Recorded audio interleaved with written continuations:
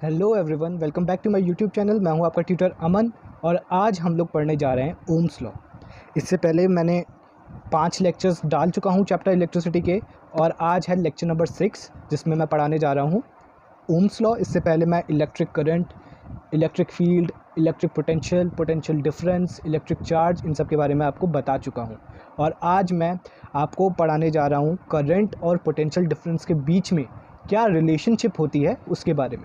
और जो law current और पोटेंशियल डिफरेंस के बीच में रिलेशनशिप को डिफाइन करता है उसी लॉ को हम लोग कहते हैं ओम्स लॉ। तो ओम्स लॉ क्या कहता है? Ohm's law says that in a conductor the current flowing through the conductor is directly proportional to the potential difference applied across it। इसका मतलब है जो भी कंडक्टर होगा उसमें जो इलेक्ट्रिक करंट फ्लो कर रहा होगा वो डायरेक्टली प्रोपोर्शनल होगा किसके? पोटेंशियल डिफरेंस, मतलब उस कंडक्टर के अक्रॉस वोल्टेज जितने होंगे उसके डायरेक्टली प्रोपोर्शनल होगा। अगर वोल्टेज मान लीजिए ज़्यादा है तो इलेक्ट्रिक करंट ज़्यादा होगा, और अगर वोल्टेज कम है अक्रॉस दैट कंडक्टर तो इलेक्ट्रिक करंट क्या हो जाएगा? कम हो जाएगा। तो it says that current flowing through the conductor is directly proportional to the voltage applied across that conductor. At constant temperature, the current flowing through a conductor is directly proportional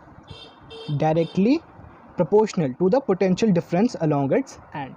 तो ये कह रहा है कि एक कांस्टेंट टेम्परेचर पे, इसका भी एक कॉज है। मैं टेम्परेचर को कांस्टेंट रख रहा हूँ, it also has a cause, क्योंकि हम जब अगर अपने फर्दर लेक्चर्स आप पढ़ेंगे मेरे, अभी मैं डालूँगा जो अपने फर्दर लेक्चर्स, तो उसमें मैं बताऊंगा कि रेजिस्टेंस जो होता है वो एक कंडक्टर की प्रॉपर्टी होता है और वो टेम्परेचर पर डिपेंड करता है। इसलिए हम यहाँ पे कांस्टेंट टेम्परेचर मतलब लिख रहे हैं, क्योंकि अगर टेम्परेचर कम होता है तो रेजिस्टेंस बढ़ जाता है, टेम्परेचर ज़्यादा होता है रेजिस्टेंस कम हो जाता है, और रेजिस्टेंस जब कम बढ़ती होता है तो करंट भी कम बढ़ती होता है। इसलिए हम यहाँ पे कह रहे हैं कांस्टेंट टेम्परेचर। तो क्या कह रहे हैं हम लोग? At constant temperature the current flowing through a conductor is directly proportional to the potential difference along its end this is the statement of Ohm's law. तो इसे हम ऐसे भी लिख सकते हैं, current is directly proportional to potential difference, and वो भी कब? At constant temperature. हम इसे ऐसे भी लिख सकते हैं कि potential difference is directly proportional to the current flowing across the conductor. जब भी हम डायरेक्टली प्रोपोर्शनल का साइन हटाते हैं, whenever we remove the sign of directly proportional sign, then we always put a constant along with equals to sign, we always put a constant। तो यहाँ पे जो constant आता है that is called as resistance and is denoted by symbol R। यहाँ पे जो हम constant directly proportional sign, directly proportional का जो साइन होता है उसे हटा के जो हम कांस्टेंट लगाते हैं that is known as resistance, और उसे सिम्बॉलिकली हम कैसे रिप्रेजेंट करते हैं? उसे हम लिखते हैं R। R is the resistance and it is a constant. R resistance is a constant. ठीक है, तो यहाँ पे लिखा हुआ है constant R is called resistance of a conductor. The value of this constant depends on the nature, length, area of cross section and temperature of conductor. वही बात है जो मैंने आपको पहले बताई थी कि रेजिस्टेंस, मैं अभी आपको बताऊंगा कि रेजिस्टेंस किस पे डिपेंड करता है? टेम्परेचर पे भी डिपेंड करता है। तो रेजिस्टेंस सिर्फ और सिर्फ टेम्परेचर पे डिपेंड नहीं करता। रेजिस्टेंस किन किन चीज़ों पे डिपेंड करता है? कंडक्टर की लेंथ क्या है, कंडक्टर का एरिया ऑफ क्रॉस सेक्शन क्या है, कंडक्टर का टेम्परेचर क्या है, कंडक्टर का नेचर कैसा है, इन सभी चीज़ों पे हमारा जो कांस्टेंट आर है उसकी वैल्यू डिपेंड करती है, और ये आर कांस्टेंट को ही हम लोग रेजिस्टेंस कहते हैं। अब एक बात हम ऐसे और कर सकते हैं, जैसे अगर मैंने ऐसे लिखा, अगर मैंने इसे लिखा, मैंने ऐसे लिखा है तो मैं इसे ऐसे भी तो लिख सकता हूँ। मैं इसे, अगर मैं ऐसे इस आई को अगर मैं इधर लेके जाऊँगा इक्वल के साइन के अपोजिट, मतलब लेफ्ट हैंड साइड पे, तो ये जो मल्टीप्लिकेशन में है current that will come in divide, तो ये अपॉन में आ जाएगा। तो रेजिस्टेंस को मैं कैसे लिख सकता हूँ? तो resistance will be like R equals to potential difference across the conductor upon current flowing through it. तो रेजिस्टेंस का फॉर्मूला कैसे, अगर मुझे किसी भी कंडक्टर का रेजिस्टेंस निकालना है तो मैं कैसे निकाल सकता हूँ, by dividing the potential difference across that conductor by the current flowing through it. और जब मैं डिवाइड करूँगा तो मुझे क्या मिल जाएगा, तब मुझे मिल जाएगा the value of that constant resistance. ठीक है, अब मैं इसे एक ऐसी इस तरीके से भी लिख सकता हूँ, अगर ये आई जो है वो इधर मैं इक्वल्स टू के साइन के लेफ्ट हैंड साइड पे लेके जाऊंगा तो ये जो डिवाइड में है करंट, ये क्या आ जाएगा, ये मल्टीप्लिकेशन में आ जाएगा। और आर को मैं अगर इधर लेके जाऊंगा, अगर देखिए अगर मैं इधर लेके गया तो कैसे हो जाएगा, R I equals to V. और अगर मैं आर को इधर जो मल्टीप्लिकेशन में है अगर इक्वल्स टू साइन के राइट हैंड साइड पे लेके गया, इक्वल्स टू के साइन के राइट हैंड साइड पे अगर मैं लेके गया तो आर किस में आ जाएगा, आर आ जाएगा डिवाइड में।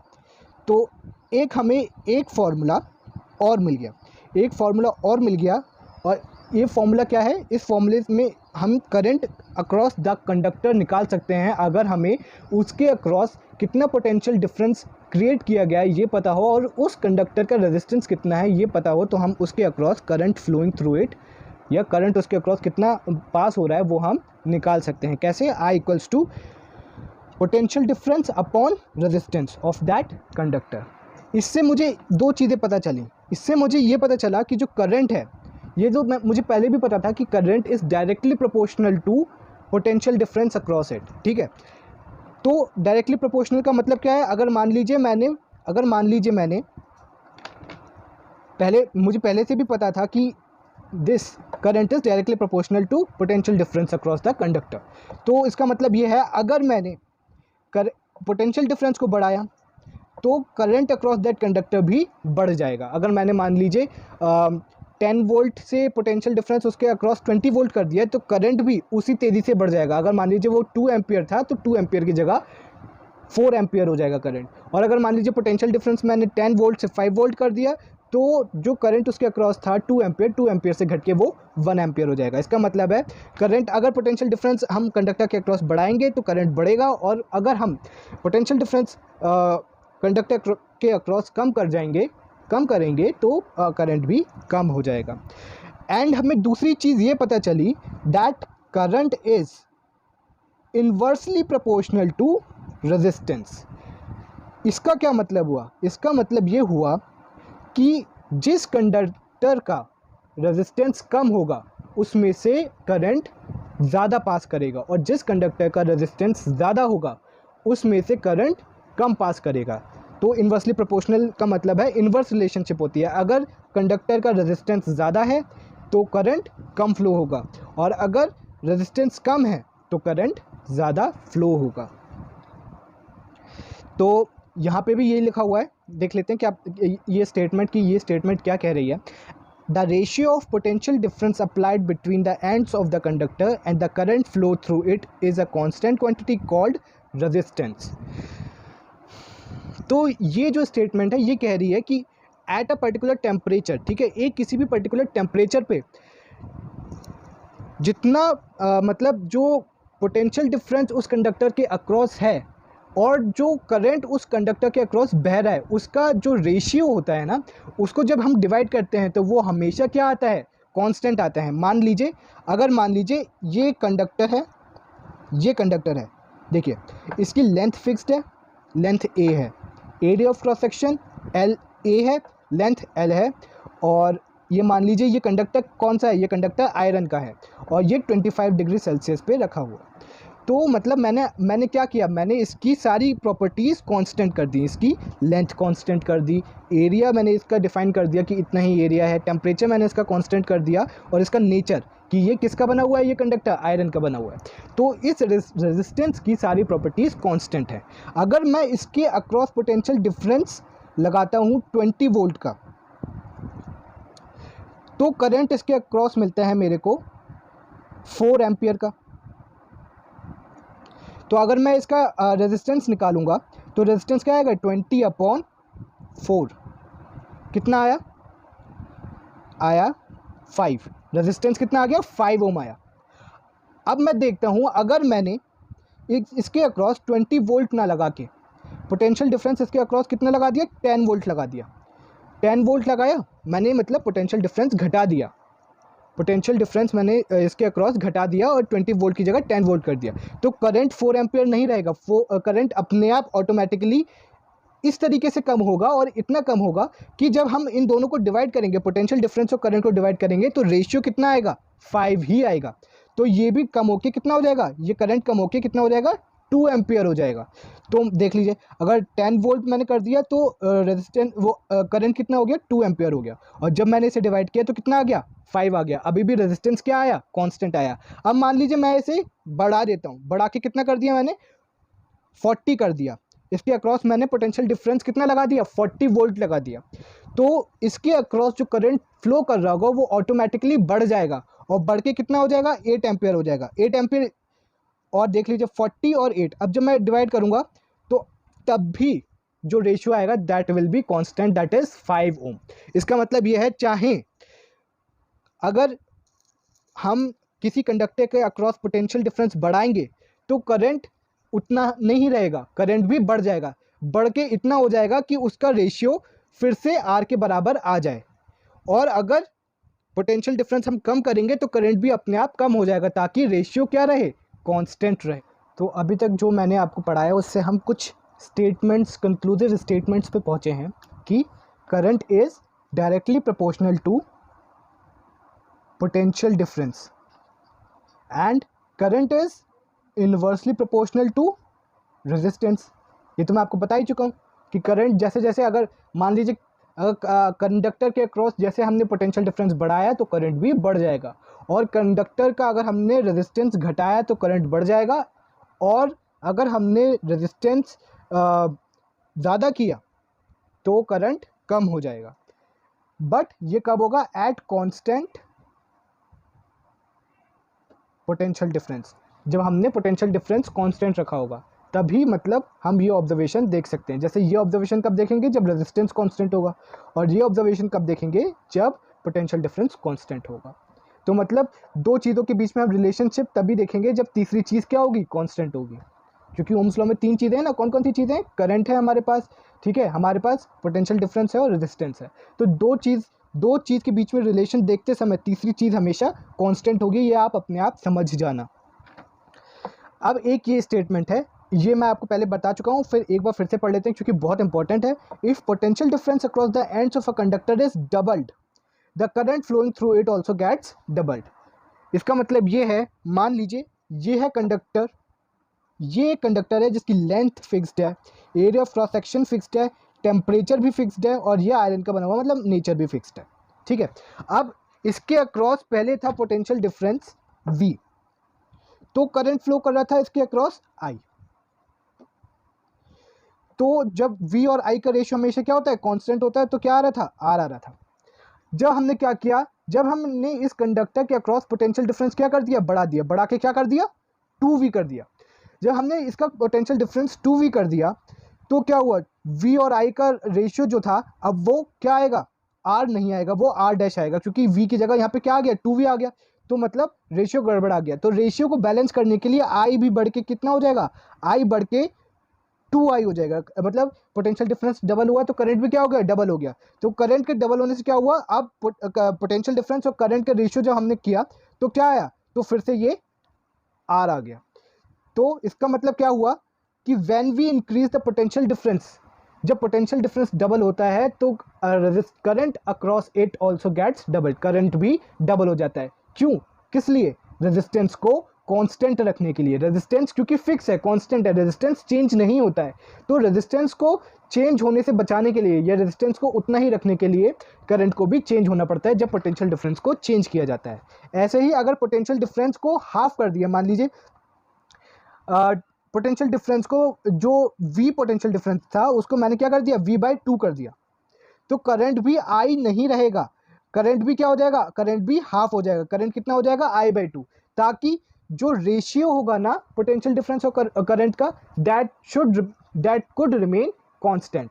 तो हमने ये लिखा है, if the potential difference is halved then the current also gets halved. और ये क्यों होता है, सो एज टू रिमेन या so as to keep the resistance constant. तो ये दो स्टेटमेंट्स हमें अच्छे से समझ में आ गई होंगी। अब एक ये चीज़ देखते हैं, if the resistance is doubled the current gets halved and if the resistance is halved the current gets doubled. अब ये देखते हैं, ये एक कंडक्टर है जिसकी लेंथ है L, area of cross section है A, टेम्परेचर वही है फिक्स्ड 25 डिग्री सेल्सियस, और ये बना हुआ है आयरन का, ठीक है। और इसका रेजिस्टेंस मान लीजिए लेट अस सपोज इसका रेजिस्टेंस है 10 ओम, ठीक है। जब मैंने इसके अक्रॉस पोटेंशियल डिफरेंस लगाया मान लीजिए 20 वोल्ट का, तब करंट कितना आएगा, तो हमें फॉर्मूला पता है I equals to V/R।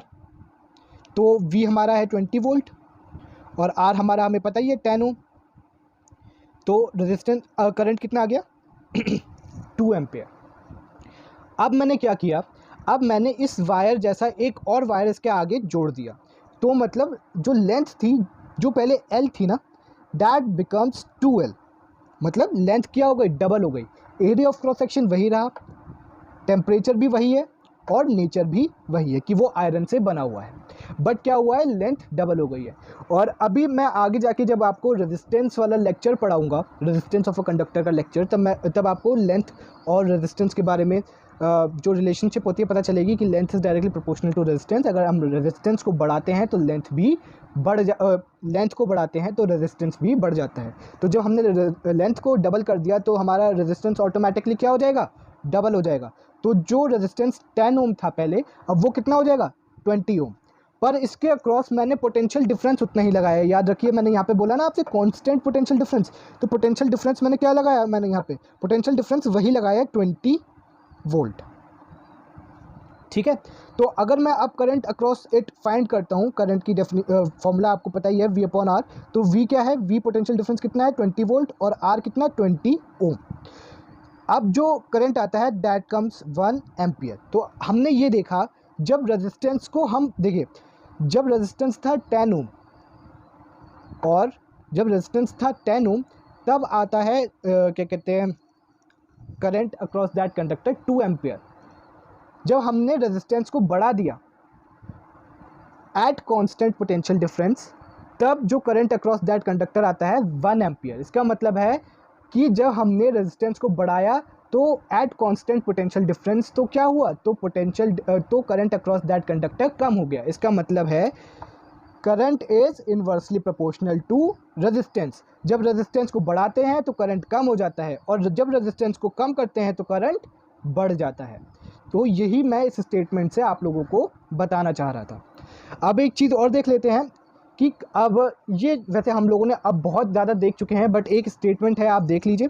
Electric current in a given conductor depends upon 2 factors. जो करंट है कंडक्टर के अंदर वो 2 फैक्टर्स पे डिपेंड करता है। कौन कौन से, potential difference across the ends of the conductor and resistance of the conductor. ये हम इसके फॉर्मूला से भी देख सकते हैं, I इक्वल्स टू V/R। अगर हमें V और R पता हो, मतलब अगर हमें पोटेंशियल डिफरेंस और रेजिस्टेंस उस कंडक्टर के अक्रॉस पता हो, तो हम क्या निकाल सकते हैं, करंट निकाल सकते हैं। और करंट इन्हीं दोनों चीज़ों पे डिपेंड भी करता है। Now let us talk about graph between potential difference and current. तो यहाँ पे मैंने करंट को वाई एक्सिस पे लिया है और पोटेंशियल डिफरेंस को एक्स एक्सिस पे लिया है। तो मुझे ये पता है कि potential difference is directly proportional to current, V is directly proportional to I। तो जब हम लोग इसका ग्राफ बनाते हैं, पोटेंशियल डिफरेंस और करंट के बीच में जब ग्राफ बनाते हैं, then this comes out to be a straight line. The graph between potential difference and current across that conductor, across a particular conductor comes out to be a straight line। और ये जो straight line है इसे क्या कहते हैं हम लोग, slope कहते हैं।